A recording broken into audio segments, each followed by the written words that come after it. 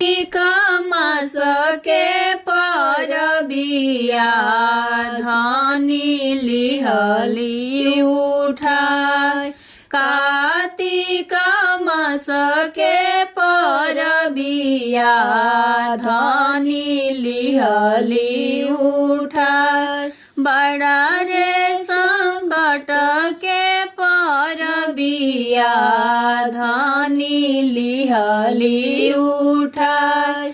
बड़ा रे संकट के परबिया धनी लिहली उठाय। दिन के भूखल बनी परबिया जलवे बीचे खाड़।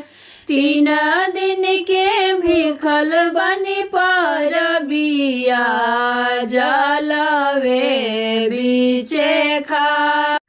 थर कापेला बदनिया ओठवा गईले झुराय।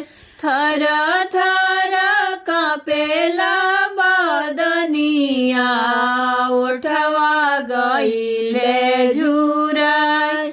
ओठवा गईले झुराय। बाबा होखिना सहैया भइले अरघ के बेर।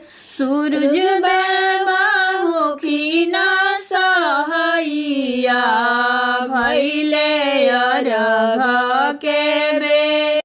दिन के भूखल बड़ी तिवैया ओठवा गईले झुराय।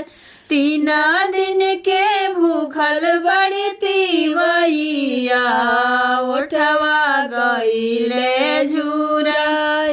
कार्तिक मास के परबिया धनी लिहली उठाय।